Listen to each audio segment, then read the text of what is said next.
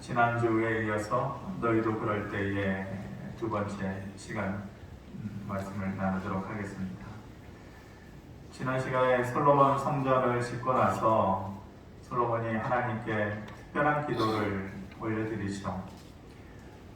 원래는 다윗을 통하여서 성전을 지어야 상식적으로는 그게 맞는 일인데 하나님께서 모든 것을 다윗에게는 허락하시지 않으셨다. 그래서 성전을 짓는 것만은 다윗의 손으로 하지 않고 그 아들 솔로몬에 의해서 영광된 일을 하도록 기회를 준 것이죠. 성전을 다 짓고 나서 특별한 기도를 해요. 어떤 기도였습니까? 하나님, 어떤 사람이든지 그 사람이 어떤 경우를 당하든지 이 성전이 있는 쪽을 향하여서 기도하면은 그것이 무엇이든지 간에 하나님께서 특별히 들으시고 응답해달라 이렇게 기도를 합니다. 하나님의 입장에서 보면은 굉장히 받아들이기 힘든 불리한 약속이죠. 하나님께서 아쉬울 것이 뭐가 있겠어요? 그런데 하나님께는 불리한 약속을 말하는 거예요. 그런데 하나님께서 싫다 하지 않아요. 하나님께서 기꺼이 그 약속을 받아들이죠. 역대하 7장 1절에 보면 솔로몬이 기도를 마침에 불이 하늘에서부터 내려와서 그 번제물과 제물들을 사르고 여호와의 영광이 그 성전에 가득하였다. 기도를 마칠 때에 불이 하늘에서 내려와서 번제물들을 태웠다라는 것은 하나님께서 받으셨다라는 거예요. 그 약속을 내가 지키시겠다고 하는 응답의 표현으로 이렇게 하신 것이죠.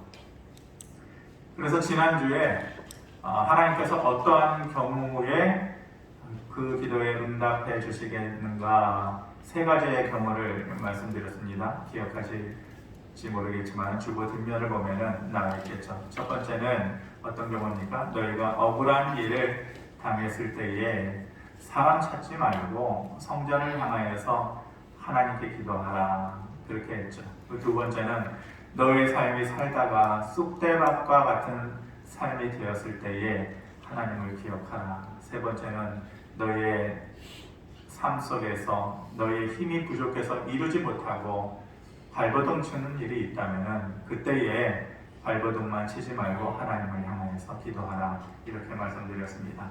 오늘 이어서 전부 6가지의 경우를 얘기하거든요. 나머지 3가지 경우를 보겠습니다.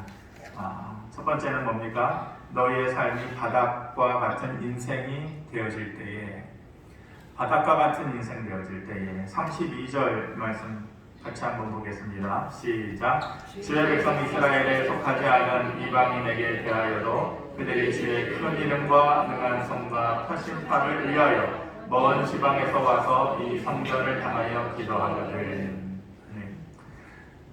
누구의 기도를 말하는 것입니까? 이방인에 대하여 이방인의 기도에 대해서 얘기하는 것이죠. 이방인들이 한 사람이 어떤 사람을 얘기하는 거예요?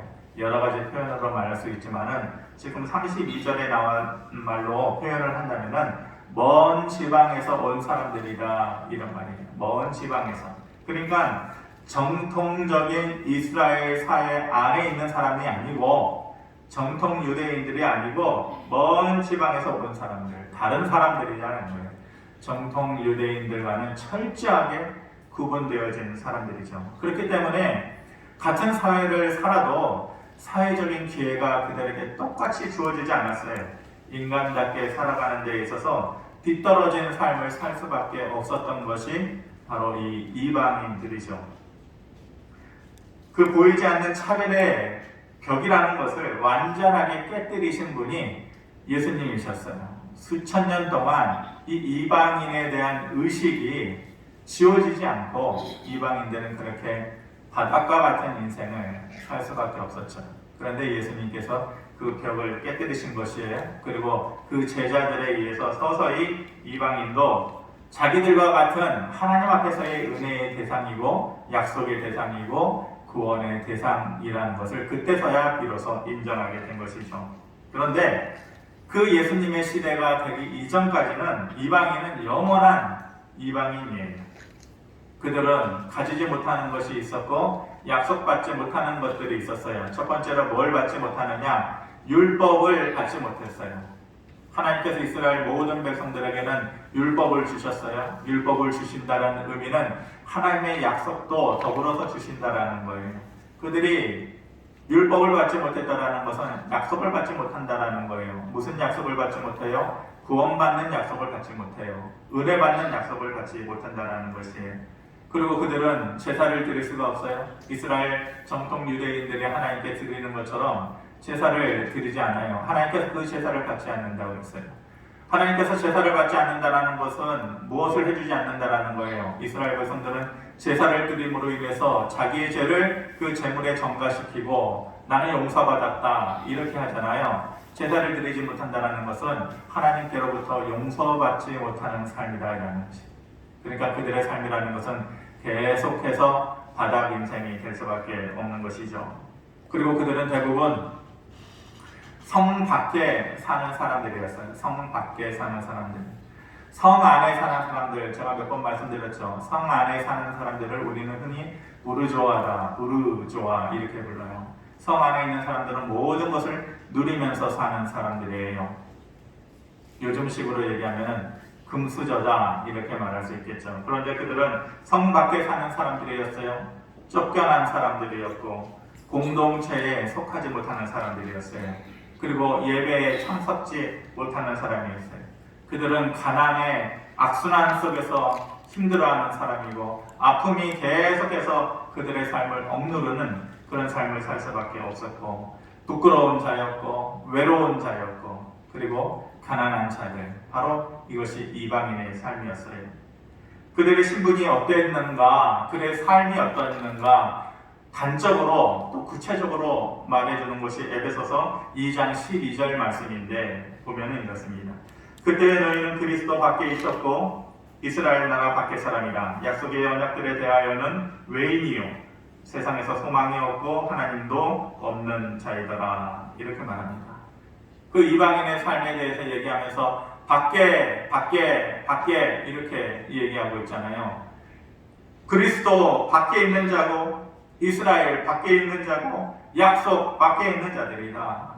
그러니까 해당되지 않는 삶, 포함되지 않는 삶, 늘 바깥에서 그렇게 헤맬 수밖에 없는 삶. 그래서 소망도 없고 하나님도 없는 사람들이 바로 이 이방인이다 이렇게 얘기하는 거죠. 그들의 삶은 철저하게 바닥에 있는 사람들이었습니다. 그들에게는 꿈 같은 것이 있을 수 없죠. 어떻게 보면 아예 꿈이 없다라기보다도 살면서 점점 꿈을 잃어가는 사람들이었을 거거든요. 이게 더 슬픈 거예요. 꿈이 없는 사람도 답답한데 살아가면서 점점 꿈을 잃어가는 거, 그것이 더 힘든 거죠. 그래서 바닥 인생이 되는 거예요. 그런데 말씀드린 것처럼 예수님께서 그 벽을 깨뜨리셨어요. 그래서 이방 여인임에도 불구하고 예수님께서 그 이방 여인의 가슴 아픈 기도 제목, 귀신 들린 내 딸을 고쳐주세요. 너는 개와 돼지 같은 자 아니냐? 주님 그래도 고쳐주세요. 그랬을 때 주님이 그 이방 여인의 기도를 들어주셨잖아요. 사마리아 여인, 이방 여인이죠. 그런데 그 사마리아 여인의 소망 없는 삶을 그 예수님께서 고쳐주셨어요. 백부장도 이방 사람 아닙니까? 그런데 그 백부장의 기도에도 응답해 주셨어요. 하나님은 그런 사람들의 하나님이셔요. 따지고 보면 정통 이스라엘 백성들의 하나님이시기도 하지만은 실질적으로는 이방인의 하나님이셨어요. 정통 이스라엘 백성들이라고 주장했던 사람들이 누구예요? 바리새인들이에요. 근데 바리새인들은 자기들이 하나님 앞에서 제일 먼저 인정받는 사람들이라고 생각했는데 착각이었어요. 예수님께서 그들을 향해서 독사와 같은 자식들아, 겉으로만 그렇고 마음속으로는 하나님을 찾지 않는 자들, 이 독사와 같은 자식들아. 그런데 오히려 이방인과 같았던 사람들에게는 예수님께서 항상 손을 내밀어 주셨어요. 가난한 자들과 고아와 가부들과 이방 여인과 이런 모든 사람들에게는 예수님께서 마음을 여시고 먼저 손을 내밀어 주셨어요. 그러니까 실질적으로는 예수님이 항상 이방인의 하나님이셨던 것이죠. 이방인처럼 철저하게 내 삶이 바닥에 있다, 그렇게 생각하시는 분들이 왜 없겠습니까? 내 인생이 바닥을 향해서 내려가고 있구나. 저도 그렇게 생각할 때가 있었어요. 그런데 그런 분들, 오늘 이 말씀을 통하여서 하나님은 이방인의 하나님이시고 그들에게 새로운 기회를 주시는 하나님이시다, 그 말씀을 여러분들이 다시 한번 마음속에 받아들이고 믿으시기를 바랍니다. 살면서 소망을 잃어버릴 수 있어요. 왜 나에게만 그 기회가 주어지지 않을까? 다른 사람들 보면은 다 그 기회를 맞으면서 사는 것 같은데 왜 나는 그러지 않을까?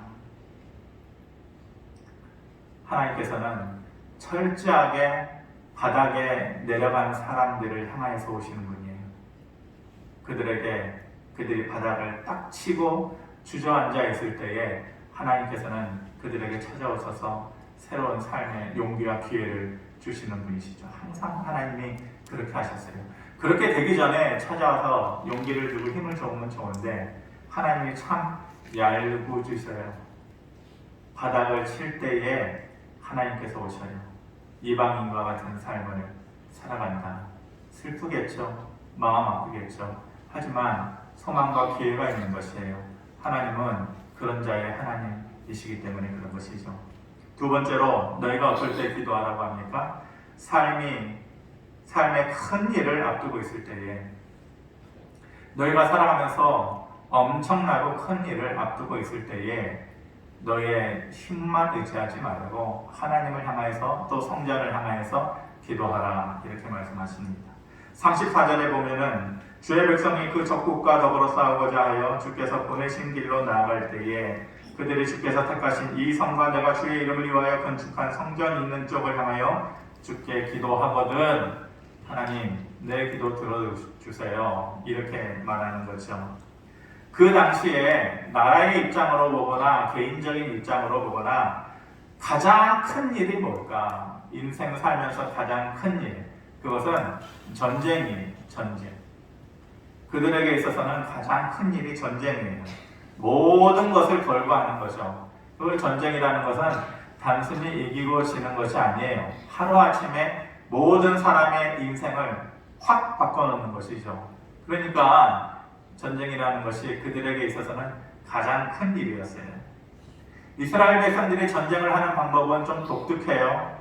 그리고 전쟁을 준비하는 방법은 참 기이한 방법을 통해서 전쟁을 해왔죠. 옛날부터 그랬어요. 그리고 그 전쟁의 방법은 지금도 똑같아야 되는 것이에요. 그들이 어떻게 전쟁을 했어요? 출애굽해서 광야에 접어들었을 때에 그들은 처음 전쟁이라는 걸 해요. 그것이 뭐냐면 아말렉 사람들과의 전쟁이었잖아요. 모세가 산꼭대기에 가서 이스라엘 사람들과 아말렉 사람들이 싸우는 모습을 위에서 내려다봐요.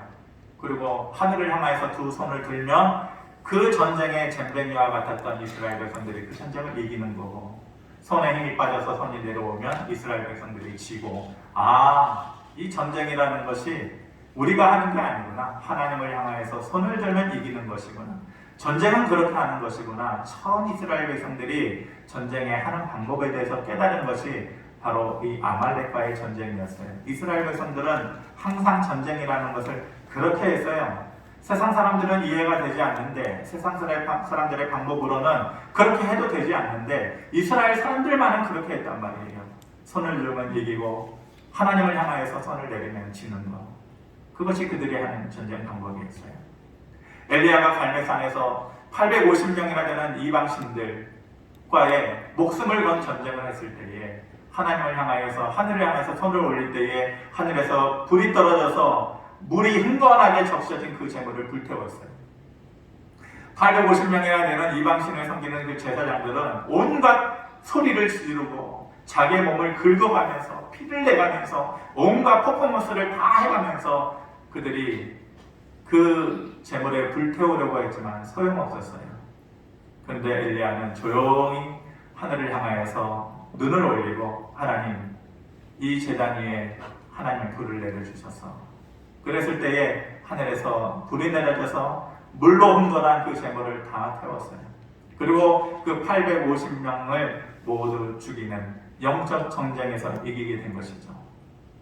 사람들은 생각했을 때 그게 무슨 전쟁이야? 어떻게 그런 방법으로 전쟁을 해? 그런데 그렇게 했어요. 전쟁은 하나님께 속하였다라는 것을 이스라엘 백성들은 할 때마다 그것을 깨달은 것이요. 역대하 20장에 보면 그래서 특별한 전쟁 방법이 나오잖아요. 에돔 나라하고 모압하고 또 암몬하고 3개국이 같이 연합하여서 쳐들어왔을 때, 남유다를 쳐들어왔을 때에 방법이 없어요. 여호사밧이 떨고 있을 때에 하나님께서 선지자를 통하여서 하나님의 말씀을 전달해 주시죠. 그것이 이것이에요. 이스라엘 백성들아, 여호사밧아, 전쟁은 나에게 속한 거다. 너희가 할 것이 없다. 너희는 그 자리에 서 있어라. 내가 너희에게 주는 구원을 보기만 하면 된다. 하나님께서 그렇게 말씀을 해주셨어요. 그러면서 여호사밧이 아니 전쟁을 어떻게 그렇게 해요? 그 말을 들은 사람들도 똑같은 반응 아니었겠어요? 전쟁은 여호와께 속한 것이니까 가만히 서서 구원을 보기만 하면 된다. 아니 전쟁을 준비해야 될 거 아니에요. 칼도 준비하고 활도 준비하고 창도 준비하고 작전도 준비하고 우리는 뭘 준비할까요? 뭘 준비해서 이 전쟁을 이겨야 될까요? 그렇게 말했더니 너희가 준비할 것 없다. 너희는 나를 신뢰하고 나를 노래하라. 그들이 준비할 것은 두 가지였어요. 하나님을 신뢰하고 하나님을 찬양하는 것이었어요. 그랬더니 놀라운 일이 생겨났잖아요. 역대하 20장 22절에 그 노래와 찬송이 시작될 때에 여호와께서 옥병을 부어 유다를 치러 온 암몬 자손과 모압과 세일산 주민들을 치게 하심으로 그들이 패하였다. 뭘 준비했어요? 그 노래와 찬송이 시작될 때에 사람들이 콧방귀를 피는 사람들이 있었겠죠. 이런 식으로 하는 전쟁에 이기겠어? 그런데 항상 그렇게 싸워왔어요. 모세의 아말렉 전쟁도 그랬고 엘리야의 갈메산 전쟁도 그랬고 그 외에 무수한 전쟁도 그랬고 지금 에돔과 모압과 암몬의 연합군과의 전쟁도 그렇고 전쟁은 하나님께 속하였다. 그리고 너희는 그 하나님을 절대 신뢰하고 그 하나님을 찬양해라. 그러면 전쟁의 결과는 내가 너희에게 줄 것이다. 이렇게 말씀하신 거예요. 우리의 삶의 큰일이 무엇입니까? 각자가 다르겠죠. 어떤 사람들은 취업을 하는 것이 가장 큰일일 것이고 어떤 사람들은 결혼을 하는 것이 인생의 가장 큰일일 것이고 학교에 합격하는 것이 가장 큰일일 것이고 집 하나 장만하는 것이 어떤 사람은 가장 큰일일 것이고 아이를 결혼시키는 것이 가장 큰일일 것이고 다 각자가 다르겠지만은 한 가지 경우들을 다 따져보면 전쟁과 같은 것이에요. 전쟁처럼 치열하게 준비하고 싸워야 하는 것들이죠. 그런데 그 모든 것들이 누구에게 속했다라는 것이에요. 전쟁은 하나님께 속해 있다. 하나님의 손에 있다라는 것이에요. 우리의 인생의 전쟁도 마찬가지예요. 육적인 전쟁도 그렇지만은 우리의 마음속에 있는 우리의 영적인 전쟁도 마찬가지예요. 그 전쟁은 하나님의 손에 있는 것이에요. 무엇을 준비해야 돼요? 그 전쟁에 이기기 위해서, 우리 인생의 전쟁에 이기기 위해서 뭘 준비해야 돼요? 취업을 앞둔 사람들은 스펙을 준비해야겠죠. 자격증도 준비해야겠죠. 시험을 공부 열심히 해서 그것도 준비해야겠죠. 면접을 해서 어떻게 해야 면접에 통과할 수 있을까? 면접의 기법도 준비해야겠죠. 다 준비해야 되는 건 맞아요. 공부도 하고 돈도 준비하고 자격증도 준비하고 든든한 백이 되어줄 사람도 준비하고 다 준비해야 할 것들이에요. 그런데 하나님께서 하신 말씀을 기억하길 바랍니다. 여호사밧이 그러면 우리는 뭘 준비할까요? 그랬을 때에 하나님께서 나를 신뢰하고 나를 노래해라. 그리고 그 노래가 시작될 때에 그들은 이겼어요. 그러니까 우리들이 살아가는 방법은 좀 다른 거예요. 세상 사람들의 전쟁하는 방법하고는 좀 다른 거예요. 하기는 해요. 하지 말라는 거 아니에요. 노래도 하고, 노력도 하고, 밤새서 공부도 하고, 자격증도 차곡차곡 만들어가고, 그러면서도 뭘 기억하라는 거예요? 나를 신뢰하고 나를 노래하라. 그래서 가끔은 뒤돌아서서 저는 하나님을 신뢰합니다. 그리고 잘은 모르지만 내가 아는 찬송 하나 하겠습니다. 길거리 걸으면서 그 생각나는 찬송을 한번 불러보는 거예요. 내 마음은 슬프지만 하나님 내 찬송을 받아주세요. 그렇게 말하면서 찬송을 해보는 거예요. 그렇게 너희가 인생의 큰 일을 만나게 될 때에 기도하라 말씀하십니다. 마지막 세 번째에 실패의 쓴 잔을 마시게 될 때에 너희는 기도하라. 36절에 주께 범죄하지 아니하는 사람이 없사오니 그들이 주께 범죄함으로 주께서 그들에게 진노하사 그들을 적국에게 넘기심에 적국이 그들을 사로잡아 땅의 원근을 막론하고 끌고 간 후에. 말씀을 보니까 상황이 심상치 않죠. 좋은 내용은 아니에요. 그들이 포로로 잡혀갔을 때에 이런 말이죠. 달리 말하면 실패했을 때에, 너희가 실패의 쓴 잔을 인생에서 마시게 되었을 때에 이런 말이에요. 믿음 생활 한다고 해서 다 이기는 것 아니에요. 다 잘 되는 것 아니에요. 쓰러질 때 많고, 고비를 넘길 때도 많고, 슬럼프에 빠질 때도 많고, 병들 때도 많고, 오랫동안 기도해 온 것인데 그 기도의 응답을 보지 못하고 실패할 때도 있어요. 좌절할 때도 있어요. 저는 설교 말씀 준비하면서 되돌아보니까 가장 믿음이 좋을 때에 실패를 많이 했었어요. 제가 가장 믿음이 좋았을 때는 중고등학교 때 또 청년 때 이때였던 것 같아요. 근 15년? 그때 이후에 믿음이 확 꺾였다 이런 것은 아니지만 그때는 불 붙는 듯한 믿음을 가졌던 것 같아요. 정말 100만 명이 와서 내 목을 친다고 해도 그때는 두렵지 않았어요. 가장 믿음이 좋았을 때인데 잘 돼야 되잖아요. 그렇게 열심히 기도하고 하나님을 마치 눈으로 보는 듯하게, 하나님의 음성을 내 귀로 듣는 듯하게 그렇게 믿음 생활했는데 잘 돼야 되잖아요. 잘 풀려야 되잖아요. 근데 생각해보면 너무너무 힘들었어요. 너무너무 어려웠어요. 그때 제가 저를 아는 아내가 있으니까 거짓말을 하지 못하잖아요. 공부를 못하지 않았어요. 잘했어요. 그런데 자꾸 대학에 떨어지는 거예요. 내 주변에서 내가 잘 되기를 바라는 사람들, 기다리는 사람들이 얼마나 많은데 자꾸만 실망을 주는 내 모습이 너무너무 힘든 거예요. 하나님께 그렇게 매달리고 기도하는데 왜 이렇게 안 풀릴까? 왜 이렇게 어려울까? 가족은 왜 이렇게 걱정거리가 많고 안 풀릴까? 어머니는 죽을 고비를 몇 번을 넘기시고 그 죽어가는 어머니를 옆에서 보면서 그때는 불 때는 부엌이 옆에 있었어요. 그때는 참 어려웠었어요. 거기에 쭈그리고 앉아가지고 그 숨을 몰아쉬는 그 어머니를 보면서 아무것도 하지 못하는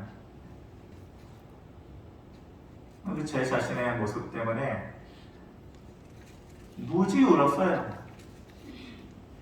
그리고 하나님을 원망하고 믿음이 좋고 그런데 하나님 왜 이렇게 안 풀려요? 왜 이렇게 늘 실패의 순잔을 마셔야 돼요? 민감할 때잖아요. 그때는 그래서 도망도 가고 멀리 떠나기도 하고 교회에서 벗어나려고도 하고. 그런데 1차적으로는 돈도 없었고 갈 곳도 없었어요. 그러니까 멀리 갈 수도 없더라고요. 헤매고 버스 한번 타고 가서 다시 돌아오면서 지쳐가지고 돌아온 곳은 집이 아니었어요. 항상 지쳐가지고 간 곳은 교회였어요. 그렇게 싫었던 교회를 또 가게 되더라고요. 그 원망스러웠던 교회를 또 가게 되더라고요. 그래서 항상 무릎 꿇었던 그 자리에 앉아가지고 울고 또 울고. 그러면은 하나님께서 그때마다 음성으로 마치 이 마이크로 얘기하는 음성 같지는 않은데 그 추운 겨울에 무릎 꿇고 기도하고 울다 보면 하나님께서 정말로 말씀해 주시는 것 같이 음성이 들리는 것을 느낄 수 있었어요. 뭐냐면은 내가 너와 함께하는 거 기억해라, 이 말씀이었어요. 내가 끝까지 너와 함께하겠다. 근데 저는 그때 그 말이 무슨 말로 들었냐면은 나는 네 편이다 이렇게 들리더라고요. 나는 네 편이다. 그래가지고 그때 인생의 쓴잔을 마실 때마다 다시 한번 용기를 얻고 또 힘을 얻을 수가 있었던 것이죠. 실패한 쓴잔을 마셨을 때에 다시 회복하기 위한 필수 조건이 있다. 하나님께서 그렇게 말씀하셔요. 예레미야서에서도 똑같은 얘기를 하는데 이스라엘 사람들이 바벨론의 포로로 잡혀갔을 때에 70년 포로 생활을 하면서 어떻게 했을 때에 그들이 돌아오게 되었는가. 70년 거기서 살면서 그들이 마음이 가난해졌어요.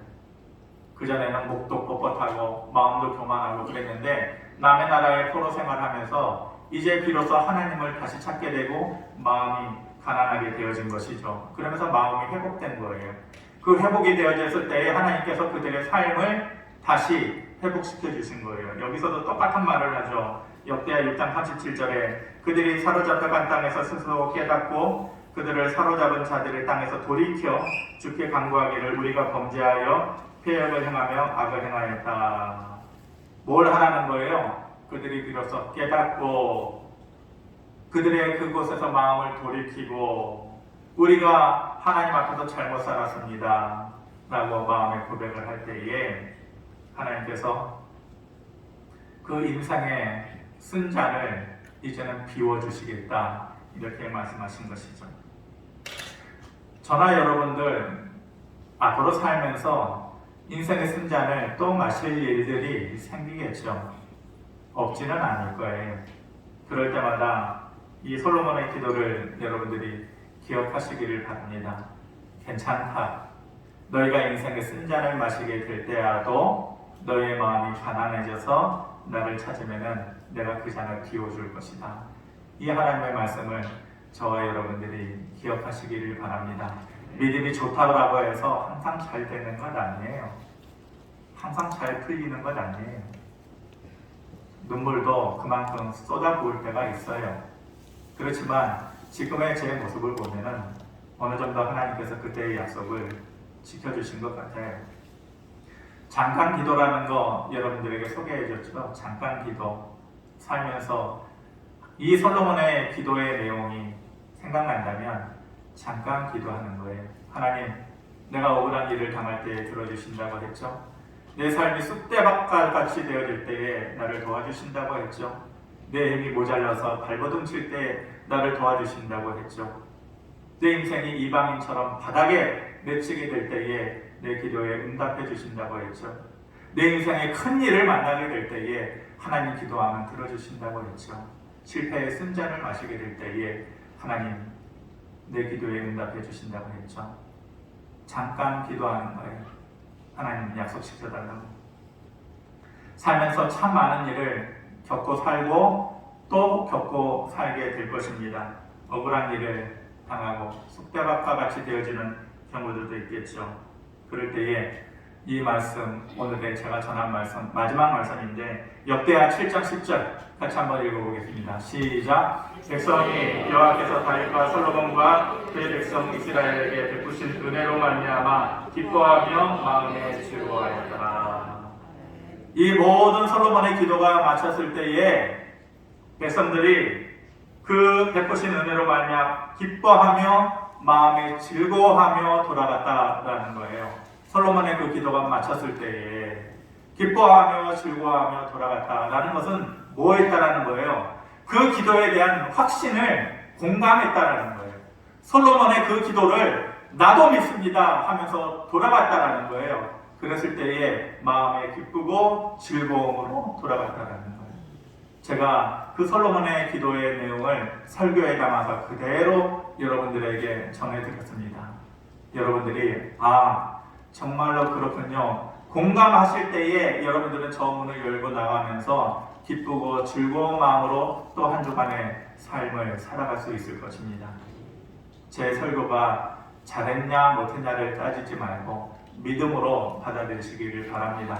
솔로몬의 기도를 내 기도로 생각하시고 받아들이고 그렇게 하겠다라는 믿음의 자세를 가지시기를 바랍니다. 그러면서 우리에게도 너희도 그럴 때에 성장을 향해서 기도하라. 라는 그 기도의 말씀을 삶의 순간순간에 기억하면서 잠깐 기도하는 거 잊지 마시기를 바랍니다. 여러분들의 삶에 다시 한번 소망의 씨앗이 깊게 뿌리 내려지고 열매 맺게 되어지기를 주님의 이름으로 축원합니다. 고마우신 아버지 하나님, 솔로몬의 기도가 내 기도 되기를 원합니다. 백성들의 아멘과 그들의 기대가 나의 기대가 되기를 원합니다. 하나님께서 분명히 때가 되면 그 일을 이루실 것을 믿는 마음으로 잠깐 기도하는 삶을 살기를 원합니다. 우리의 삶도 바꿔주시고 우리의 가정의 상황도 바꿔주시고 내 몸의 연약함도 바꿔주시고 우리의 모든 인생을 하나님께서 고쳐주시옵소서. 감사드리며 예수 그리스도의 이름으로 기도하옵나이다. 아멘.